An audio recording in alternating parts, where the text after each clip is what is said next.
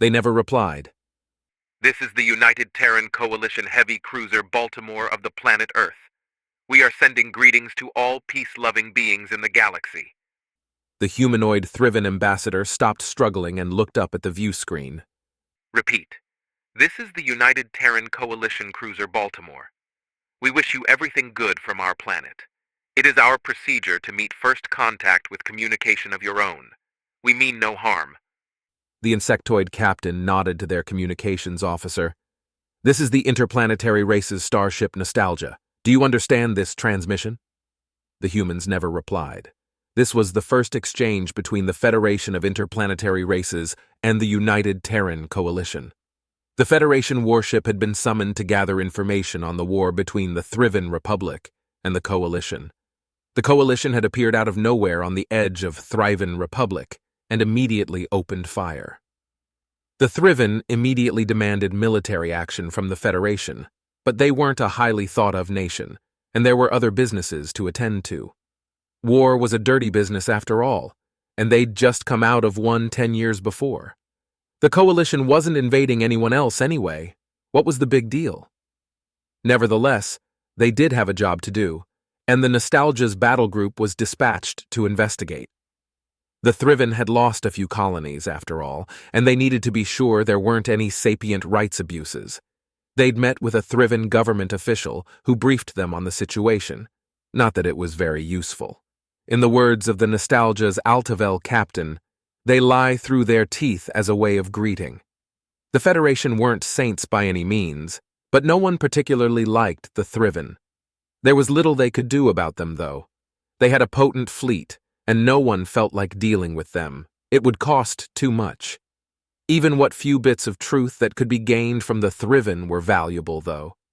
Truth be told, nobody knew anything about this coalition except the message they sent to the first Thriven craft to meet them.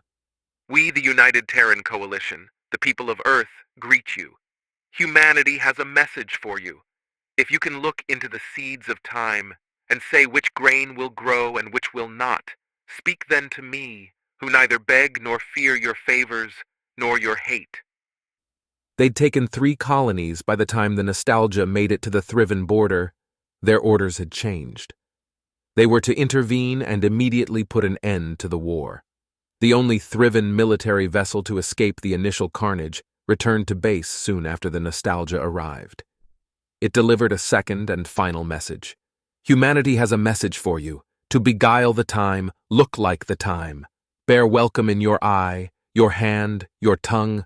Look like the innocent flower, but be the serpent under it. The Thriven ambassador told them the Terrans were irrational and refused all communications. They didn't know them. They didn't know what they looked like. They were strange in their behavior. Not too unusual, just a little note. They didn't bomb or invade the planets they took. They simply destroyed or occupied the orbital equipment and moved on. A fleet remained to guard each colony. Captain Ornut, the Nostalgia's commander, was thankful for that. Fear wasn't a war crime after all. It saved the paperwork. He'd brought his battlecruiser to confront the nearest Terran flotilla he could find, to approach them as an independent party and find out what was going on. That certainly ruffled the Thriven's feathers, if they had any. The bipeds were ugly things, mammalians without scales, feathers, or exoskeletons. Ornut never understood how they made do without his race's mandibles.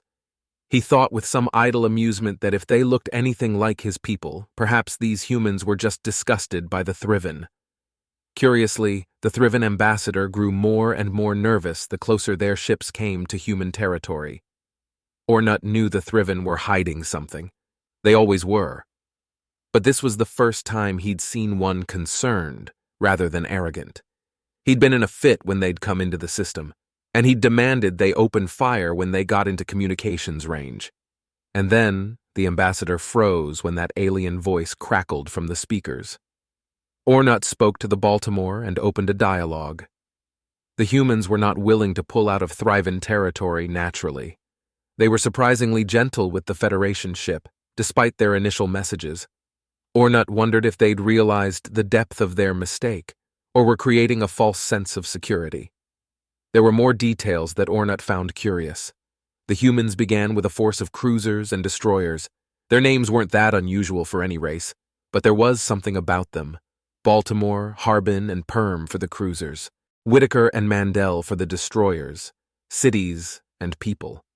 The humans were extremely even-handed with the Federation. They went out of their way to be kind. Nothing like the monsters they were made out to be by the Thriven. It was a surprise when it was found that the humans looked very similar to the Thriven. Ornat would have thought that any biped humanoids, with their typical revulsion to bugs, would despise the Altavel. But why did they hate the Thriven so much? They'd made many concessions to the Federation in their opening meeting, but never explained that.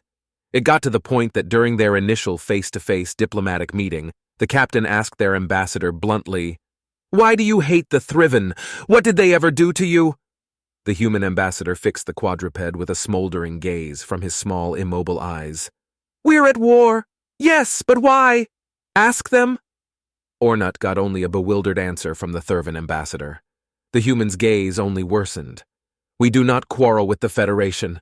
We are kind to everyone we contact, so you have the chance we never did. But we will not stop hunting them until their homeworld falls." "The chance you never did?" Ornat asked. "What is this about? You didn't communicate, you didn't hail them, you just sent cryptic messages." "We've been at war for 200 years. "But you said you only made it into space 50 years ago." The human nodded. "I did." He placed a data recorder on a desk. All human representatives in the room turned to look. A scratchy yet presentable audio recording played. "As the Secretary General of the United Nations, an organization of the 147 member states who represent almost all of the human inhabitants of the planet Earth. I send greetings on behalf of the people of our planet. We step out of our solar system into the universe seeking only peace and friendship, to teach if we are called upon, to be taught if we are fortunate. We know full well that our planet and all its inhabitants are but a small part of the immense universe that surrounds us, and it is with humility and hope that we take this step." The humans smiled strangely. It was some sort of pleasant memory. Then a terrible squeal came through the speakers. The voices were different, recorded with another sort of microphone. There was no formality. There was nothing but impromptu statements, desperate statements. Panicked voices washed over one another. "Reading hundreds of large objects. Too many to track. This is Houston, Houston, do you read? London, do you copy? We're going to try and stay on the air, but we've detected impacts in major cities. Washington, come in. St. Louis, come in. This is Houston. Houston, do you copy? Baltimore, this is Houston Control, come in please. Canaveral, this is Houston, do you read? Come in please." More speakers entered the channel. It was stitched together from different sources. Some read off numbers and tracking data, others reported observations, and some just called for help in a litany of languages.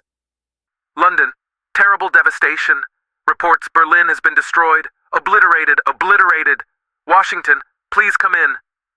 This is the Nimitz. We just saw total loss. Emergency." The recorder hissed sharply, and one final voice came through.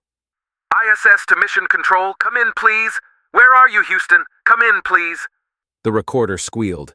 "Isn't there anyone on the air? Anyone? Isn't there anyone out there?" The human ambassador pulled out an old-fashioned piece of paper. We reached out our hands in peace and friendship, and the first thing they did was hurl asteroids at us. We defended ourselves when we could barely even tell if it was a ship or another asteroid, and their response was to try to take out our capitals. And when we defend ourselves, they destroy our world. 3 billion died in the bombardment, and billions more followed. And we've spent centuries just getting back." He narrowed his gaze at the Thriven. "And they're the ones who did it." The document was a compilation of data. It showed an object in high orbit above a planet with a radar scan, a variety of numbers and figures, and a photo from a telescope. The object in orbit had the same profile as a Thriven cruiser. It was old, but still similar enough to be recognized.